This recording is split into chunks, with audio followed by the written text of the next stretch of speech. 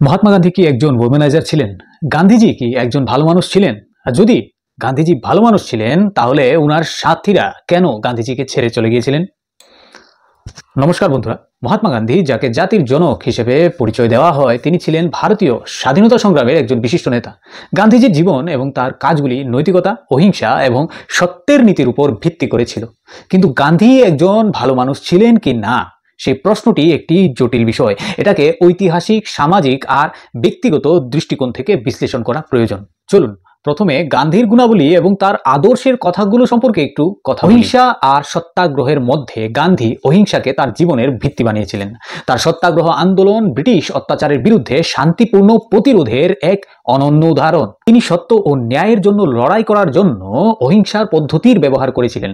একজন সমাজ সংস্কারক হিসেবে গান্ধী অস্পৃশ্যতা এবং বর্ণবাদের বিরুদ্ধে তার আওয়াজ তুলেছিলেন। তিনি দলিতদেরকে হরিজন বলে সম্বোধন করেছিলেন। স্বদেশী আন্দোলনে তিনি স্বনির্ভরতা এবং দেশীয় পণ্যের প্রচার করে ভারতীয় অর্থনীতিকে আরও শক্তিশালী করার চেষ্টা করেছিলেন। বন্ধুরা, গান্ধীজির চিন্তাধারা নিয়ে অনেক প্রশ্ন উত্থাপিত হয়েছে। গান্ধীজির ব্যক্তিগত জীবন এবং ব্রহ্মচর্য সম্পর্কে কিছু দিক বহুবার বিতর্ক ও সমালোচনার জন্ম দিয়েছে। এই বিষয়গুলো বোঝার জন্য প্রসঙ্গ এবং ঐতিহাসিক দৃষ্টিভঙ্গি মাথায় রাখা গুরুত্বপূর্ণ। গান্ধীজি তার জীবনে ব্রহ্মচর্য অর্থাৎ যৌন সংযম অভ্যাস করেছিলেন এবং এটিকে আত্মনিয়ন্ত্রণ ও আত্মশুদ্ধির পথ হিসাবেও উনি ব্যাখ্যা করেছিলেন। গান্ধীজি বিশ্বাস করতেন যে শরীর ও মনের উপর সম্পূর্ণ নিয়ন্ত্রণ পেতে হলে যৌন আকাঙ্ক্ষাকে জয় করা প্রয়োজন। তিনি বলেছিলেন যে তার পরীক্ষাগুলি এটা প্রমাণ করে যে তিনি কোনো যৌন ইচ্ছা ছাড়াই মহিলাদের সাথে থাকতে পারেন। তিনি ৩৬ বছর বয়সে ব্রহ্মচর্যের ব্রত গ্রহণ করেছিলেন। ব্রহ্মচর্য নিয়ে তার পরীক্ষা নিরীক্ষার অংশ হিসেবে তিনি মহিলাদের, এমনকি যুবতী মহিলাদের সাথে ঘুমানোর মাধ্যমে তার আত্মনিয়ন্ত্রণ পরীক্ষা করেছিলেন। এ নিয়ে নানা বিতর্ক সমালোচনা হতে থাকে। অনেক সমালোচক গান্ধীজির এই পরীক্ষাগুলিকে তার নৈতিকতা ও আদর্শের বিরুদ্ধে বর্ণনা করেছিলেন। ওনারা বিশ্বাস করেন যে এটি মহিলাদের প্রতি একটি অনুপযুক্ত আচরণ। কিছু বিদ্বান এরকম যুক্তি দেন যে গান্ধীজি তাদের সম্মতিতে এই পরীক্ষাগুলিতে মহিলাদের অন্তর্ভুক্ত করেছিলেন, কিন্তু এটি তার অনুসারী এবং সমাজের মধ্যে অস্বস্তিরও সৃষ্টি করেছিল। আলোচকেরা আরও বলেন যে গান্ধীজির সাথে বসবাসকারী মহিলারা তার প্রতি অত্যাধিক শ্রদ্ধা পোষণ করতেন, যার ফলে ক্ষমতার ভারসাম্যহীনতা দেখা দেয়। আর এই কারণেই হয়তো গান্ধীজির পরীক্ষায় অংশ নিতে ওনারা মুক্তভাবে কখনো সম্মত হতে পারেননি। কিছু সমালোচক বলেছেন যে গান্ধীজি তার প্রভাব এবং ক্ষমতা দেখিয়ে এইসব মহিলাদের এই পরীক্ষাগুলির জন্য প্রস্তুত করতে সম্মত করান। অন্যদিকে গান্ধীজির সমর্থকেরা বলেছেন যে ওনার পরীক্ষাগুলি ছিল শারীরিক এবং মানসিক সংযম পরীক্ষা করার, এবং তাদের উদ্দেশ্য ছিল শুধুমাত্র যৌন আকাঙ্ক্ষা ত্যাগ করে আত্মশুদ্ধি অর্জন করা। গান্ধীজির সমর্থকেরা আরও বলেন যে তিনি কখনো মহিলাদের কিন্তু শোষণ করেননি এবং ওনার উদ্দেশ্য ছিল আধ্যাত্মিক, শারীরিক নয়। তাহলে প্রশ্ন হলো, গান্ধীজি কার স্বার্থে ব্রহ্মচর্যের পরীক্ষা করেছিলেন এবং আসলে বাস্তবে কি হয়েছিল? বন্ধুরা, গান্ধীজি এই পরীক্ষাগুলিতে তার শিষ্য এবং পরিবারের সদস্যদের জড়িত করেছিলেন। মহাত্মা গান্ধীর ভাইজি মনু গান্ধী, যার পুরো নাম ছিল মৃদুলা গান্ধী, গান্ধীজির জীবনের একটি গুরুত্বপূর্ণ অংশ ছিল। মনু গান্ধী গান্ধীজির আশ্রমে থাকতেন এবং ওনার সেবা করতেন। মহাত্মা গান্ধীর ব্রহ্মচর্যের পরীক্ষায় মনু গান্ধীর কথা কিন্তু একাধিকবার উল্লেখ করা হয়েছে। এই পরীক্ষাগুলি নিয়ে বিতর্ক সমালোচনাও হয়েছে এবং মনু গান্ধীর ডায়েরি এবং অন্যান্য নথিতে সেগুলির কিছু দিকের ব্যাখ্যাও পাওয়া যায়। মহাত্মা গান্ধী ব্রহ্মচর্যের সাথে তার পরীক্ষা নিরীক্ষার সময় কখনো কখনো মনু গান্ধীর সাথে ঘুমিয়ে এটাও প্রমাণ করার চেষ্টা করেছিলেন যে গান্ধী তার যৌন ইচ্ছার উপর সম্পূর্ণ নিয়ন্ত্রণ করতে পারেন কিনা। এ প্রসঙ্গে মনু গান্ধী তার ডায়েরিতে কিছু কথা লিখেছিলেন। যদিও তার ডায়েরির পুরো লেখাটি কিন্তু সার্বজনিকভাবে পাওয়া যায় না, তবে যে তথ্য উঠে এসেছে তা থেকে কিছু বিষয়ের ইঙ্গিত অবশ্যই পাওয়া গেছে। গান্ধী লিখেছেন যে তিনি সম্পূর্ণভাবে গান্ধীজির প্রতি অনুগত ছিলেন এবং গান্ধীজি যা বলেছিলেন তা মনুশ্রদ্ধার সাথে অনুসরণ করেছিলেন। এটি ছিল তার কাছে একটি সেবা এবং গান্ধীজির নির্দেশ পালন করা। মাত্র 14 বছর বয়সে মনু ভারতের স্বাধীনতা সংগ্রামের সর্বকনিষ্ঠ বন্দীদের একজন হয়ে ওঠেন। তিনি গান্ধীর সাথে যোগ দিয়েছিলেন এবং ব্রিটিশ শাসনের অবসানের দাবিতে কারাগারেও বন্দী ছিলেন।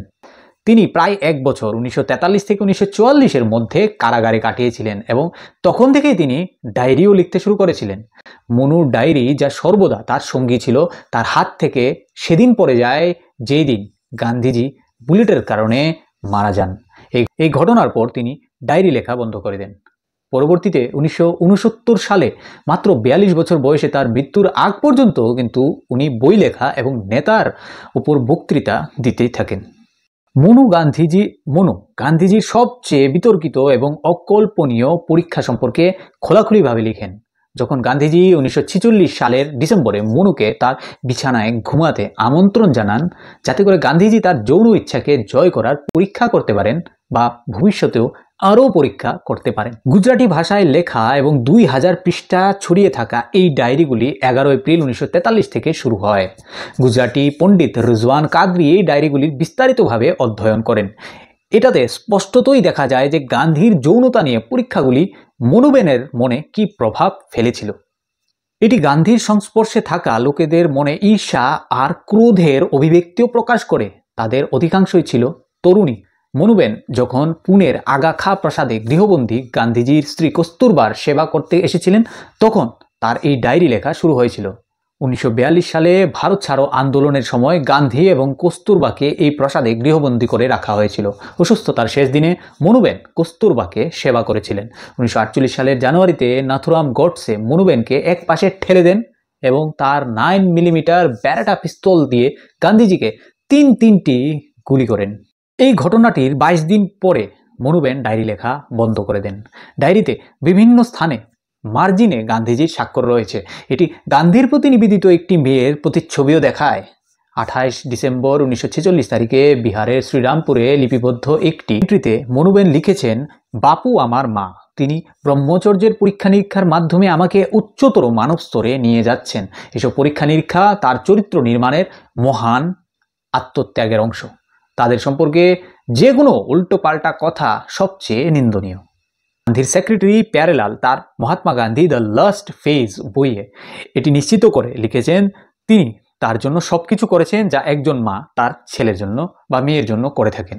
তার পড়াশোনা, তার খাবার, তার পোশাক, বিশ্রাম, ঘুম সব কিছুই গান্ধীজি খেয়াল রাখতেন। নিবিড় তত্ত্বাবধান ও নির্দেশনার জন্য গান্ধী তাকে তার নিজের বিছানায় ঘুম পাড়াতেন। মনের দিক থেকে নিষ্পাপ মেয়ে কখনো তার মায়ের সাথে ঘুমাতে লজ্জা বা দ্বিধাবোধ করে না। মনুবেন গান্ধীর প্রধান ব্যক্তিগত সেবক ছিলেন। মাসাজ করানো, স্নান করানো থেকে শুরু করে তাদের খাবার রান্না করা পর্যন্ত মনুবেন সব কিছুই গান্ধীজির জন্য করতেন। এই ডায়েরিগুলিতে ডক্টর সুশীলা নায়ারের মতো মহাত্মা গান্ধীর মহিলা সহযোগীদের জীবন সম্পর্কেও বিস্তারিত বর্ণনা আছে। প্যারেলালের বোন সুশীলা ছিলেন গান্ধীর ব্যক্তিগত চিকিৎসক এবং পরে কেন্দ্রীয় স্বাস্থ্যমন্ত্রী হন। তাকে ছাড়াও পাঞ্জাবি মুসলিম মহিলা বিবি আমতুসালামও এই মহিলাদের মধ্যেই ছিলেন। মহাত্মার ব্রহ্মচর্যের পরীক্ষায় যেসব মহিলারা যুক্ত ছিলেন তাদের মধ্যে প্রচণ্ড ঈর্ষা আভাসও পাওয়া যায়। এই ডায়েরিতে মনুবেন 24শে ফেব্রুয়ারি 1947-এ বিহারের হেমচরে তার ডায়েরিতে লিপিবদ্ধ করেছিলেন, আজ বাপু আমতুসালাম বেনের কাছে একটি শক্তিশালী চিঠি লিখেছিলেন এবং বলেছিলেন যে তার কাছ থেকে প্রাপ্ত চিঠি থেকে বোঝা যায় যে তার সাথে ব্রহ্মচর্য পরীক্ষা শুরু না হওয়ায় আমতুসালাম বেন কিছুটা রাগান্বিত হয়েছেন। আরেকটি নাম হলো আভা গান্ধীর, যিনি সম্পর্কে গান্ধীজির নাতনির মতো ছিল। ইনিও গান্ধীজির সেবা করেছিলেন এবং ব্রহ্মচর্য পরীক্ষায় অংশ নিয়েছিলেন। এছাড়া গান্ধীজির আশ্রমের অন্যান্য মহিলারাও ওনার এই পরীক্ষাতে অংশগ্রহণ করেছিলেন। ডায়েরিতে লেখা মনুবেনের মন্তব্যগুলো ব্রহ্মচর্য নিয়ে গান্ধীজির পরীক্ষা নিরীক্ষার বিষয়ে তার অনুসারীদের মধ্যে ক্রমবর্ধমান অসন্তোষকেও প্রতিফলিত করে। 31শে জানুয়ারি 1947-এ বিহারের নবগ্রামে নথিভুক্ত করা তার এন্ট্রিতে মনুবেন গান্ধীকে তার ঘনিষ্ঠ অনুসারী কিশোরীলাল মশওয়ালার লেখা একটি চিঠির উল্লেখ করেছেন, যেখানে তিনি মনুকে মায়া হিসাবে বর্ণনা করেছিলেন এবং মহাত্মাকে তার কবল থেকে মনুকে মুক্ত করার জন্য অনুরোধ করেছিলেন। এতে গান্ধীর উত্তর ছিল, আপনি যা চান তাই করতে পারেন, কিন্তু এই পরীক্ষায় আমার বিশ্বাস অটুট। মনুবেন এবং গান্ধী যখন বাংলার নোয়াখালীতে ভ্রমণ করছিলেন তখন তাদের দুই সহচর সচিব আর.পি. পরশুরাম ও নির্মল কুমার বসু গান্ধীর আচরণে ক্ষুব্ধ হয়ে তাকে ছেড়ে চলে যান। এই নির্মল কুমার বসু পরবর্তীতে অ্যানথ্রোপোলজিক্যাল সোসাইটি অফ ইন্ডিয়ার পরিচালক হন। 25শে জানুয়ারি 1947-এ সর্দার বল্লভভাই প্যাটেল গান্ধীকে লেখা একটি চিঠিতে লিখেছিলেন গান্ধীজি যেন ওনার এই পরীক্ষা বন্ধ করে দেন। প্যাটেল এটিকে গান্ধীর ভয়ানক ভুল বলে অভিহিত করেছিলেন, যা তার অনুসারীদের গভীর ব্যথা দিচ্ছিল। ন্যাশনাল আর্কাইভে সর্দার প্যাটেলের নথির মধ্যে এই চিঠিটি অন্তর্ভুক্ত রয়েছে। মনুবেনের মনে মহাত্মা কিরকম গভীর ছাপ রেখেছিলেন তার এক অভূতপূর্ব আভাস পাওয়া যায় মোরারজি দেশাইয়ের 19 আগস্ট 1955-তে জওয়াহরলাল নেহরুর কাছে লেখা চিঠিতে। যে চিঠিতে উনি লিখেছিলেন, মনুবেন একটি অজানা রোগের চিকিৎসার জন্য বোম্বে হাসপাতালে ভর্তি হয়েছিলেন। আগস্টে সেখানে তার সাথে দেখা করার পরে মোরারজি দেশাই লিখেছেন, মনুর সমস্যা শরীরের চেয়ে মনের বেশি। সে তার জীবনের কাছে হেরে গেছে বলে মনে হচ্ছে এবং সব ধরনের ওষুধেই তার অ্যালার্জি হয়ে গেছে। বন্ধুরা, এই যুক্তিটি গান্ধীজির সপক্ষে দেওয়া হয়েছে যে গান্ধীজি দাবি করেছিলেন যে এই পরীক্ষাগুলো সম্পূর্ণ সম্মতির ভিত্তিতে হয়েছিল এবং এর মধ্যে কোনো যৌন অনুভূতি জড়িত ছিল না। গান্ধীজির মৃত্যুর পর মনুবেন 5টি বই লিখেছিলেন। এর মধ্যে একটি বাপু দ্য লাস্ট গ্লিমসেস-এ তিনি লিখেছেন, কাকা গান্ধীর ছোট ছেলে দেবদাসকে বোঝাচ্ছিলেন, আমাকে সাবধান করে দিয়েছিলেন যে আমার ডায়েরিতে লেখা বিষয়গুলো কাউকে না বলতে, এমনকি এইগুলিতে লেখা গুরুত্বপূর্ণ কিছু তথ্যগুলোর সম্পর্কেও কাউকে না জানাতে বলেছিলেন। উনি বলেছিলেন, তুমি এখনো অনেক ছোট, কিন্তু তোমার কাছে ইতিহাসের অনেক মূল্যবান সাহিত্য আছে আর তুমি এখনো পরিণত নও। এমনকি তার বাপু মাই মাদার শিরোনামের 68 পৃষ্ঠার স্মৃতিকথায় মনুবেন গান্ধী সম্পর্কে তার যৌনতা নিয়ে পরীক্ষায় জড়িত থাকা সত্ত্বেও তার অনুভূতি একবারও উল্লেখ করেননি। মনুবেন তার জীবনের শেষ সময়গুলো সম্পূর্ণ একা কাটিয়েছিলেন। জীবনের শেষ পর্বে মনুবেনের সহকর্মী ভানুবেন লাহিড়ী, যিনি মুক্তিযোদ্ধার পরিবারের সদস্য ছিলেন, লাহিড়ী মনে রেখেছিলেন যে মনুর জীবনে গান্ধীর কি গভীর প্রভাব ছিল। লাহিড়ী বলেছেন যে একবার যখন মনুবেন তার দরিদ্র অনুসারীর বিয়ের জন্য তার কাছ থেকে চুনরি মানে ওড়না নিয়েছিলেন, তখন মনু বলে ফেলেছিলেন, আমি তো নিজেকে মীরাবাই বলে মনে করি, যিনি কেবল তার ইয়ামলো অর্থাৎ কৃষ্ণের জন্য বেঁচে আছি। মনু গান্ধীর ডায়েরি এবং গান্ধীজির ব্রহ্মচর্য নিয়ে পরীক্ষা নিরীক্ষা নিয়ে আজও বিবাদ ও বিতর্ক অব্যাহত রয়েছে।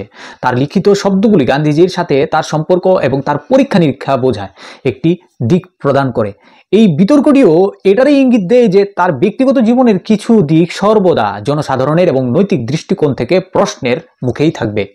1935 সালের ডিসেম্বরে আমেরিকায় জন্ম নিয়ন্ত্রণ কর্মী এবং যৌন শিক্ষাবিদ মার্গারেট স্যাঙ্গার ভারতের স্বাধীনতার নায়ক মহাত্মা গান্ধীর সাথে দেখা করেন এবং তার সাথে একটি মজাদার কথোপকথন করেন।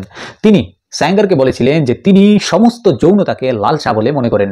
তিনি তার বিয়ের কথা বলেছিলেন এবং বলেছিলেন যে তার স্ত্রী কস্তুরবার সাথে তার সম্পর্ক আধ্যাত্মিক হয়ে উঠেছে যখন তিনি শারীরিক আনন্দের জীবনকে বিদায় জানিয়েছিলেন। প্রবীণ লেখক এবং সাংবাদিক দয়াশঙ্কর শুক্লা সাগরের বই আধনঙ্গা ফকিরে দাবি করা হয়েছে যে মহাত্মা এক চমৎকার নৈতিক জীবনযাপন করতেন যা সাধারণ মানুষের কল্পনারও বাইরে ছিল। বইয়ের এক জায়গায় উল্লেখ করা হয়েছে যে মহাত্মা তার ব্যক্তিগত সচিব প্যারেলালের বোন ডাক্তার সুশীলা নায়ার, যিনি তার ব্যক্তিগত চিকিৎসকও ছিলেন, ওনার সাথে উলঙ্গ হয়ে স্নান করা নিয়ে সেবাগ্রামে আশ্রমে কানাঘুষা শুরু হয়ে গেছিল। আশ্রমবাসীদের অভিযোগ ছিল মহাত্মা সীমা লঙ্ঘন করছেন। তাদের আপত্তি ছিল যে সুশীলা যখন গান্ধীকে স্নান করাতেন তখন সে নিজেও স্নান করত আর গান্ধী সুশীলার শাড়ি নিজে জড়িয়ে ফেলতেন। বইটিতে বলা হয়েছে যে আশ্রমের বাসিন্দা মুন্নালাল শাহের তরফে গান্ধীকে প্রশ্ন করা হয়েছিল যে নারী সেবা গ্রহণ না করার পূর্বের সিদ্ধান্ত থেকে মহাত্মা কিভাবে বদলে গেলেন, তার নারী স্পর্শ ত্যাগের প্রতিজ্ঞার কি হলো। শাহকে এই প্রশ্নের উত্তরে মহাত্মা বলেছিলেন, আমার খ্যাতি বিপরীত, কিন্তু যেখানে আমার নিজেরই সন্দেহ আছে সেখানে অতীতে দেওয়া সিদ্ধান্তগুলোর চূড়ান্ত বলে মনে করা যায় না। আমি এখানে যা করছি তা একটি পরীক্ষা ছিল এবং পরীক্ষায় পরিবর্তনের সুযোগ রয়েছে। তাহলে গান্ধীজিকে কি ওম্যানাইজার বলা যায়? ওম্যানাইজার শব্দের অর্থ হলো একজন ব্যক্তি যিনি শুধুমাত্র যৌন আনন্দের জন্য মহিলাদের সাথে আচরণ করেন বা ওনাদেরকে শোষণ করেন। গান্ধীজির জীবনে এমন কোনো প্রমাণ নেই যা প্রমাণিত করে যে তিনি নারীদেরকে শোষণ করেছেন বা তাদের প্রতি অসম্মানজনক আচরণ করেছেন। মহাত্মা গান্ধীকে একজন ওমেনাইজার বলা গান্ধীজির জীবন ও উদ্দেশ্যের গভীর ভুল একটা ব্যাখ্যা করা হবে, যদিও তার ব্যক্তিগত জীবনের কিছু দিক বিতর্কিত হতে পারে। কিন্তু বন্ধুরা, আমাদের অবশ্যই মানতে হবে যে গান্ধীজির এই পরীক্ষাগুলো মহিলাদের প্রতি অনুচিত আচরণ ছিল বটে। বন্ধুরা, এই সম্পর্কে আপনাদের মতামত আমাদের কমেন্ট করে কিন্তু অবশ্যই জানাবেন। তাহলে আজকের মতো বিদায় নিচ্ছি বন্ধুরা, আপনারা খুশি থাকুন, আমাদের দেশও খুশি থাকবে। জয় হিন্দ।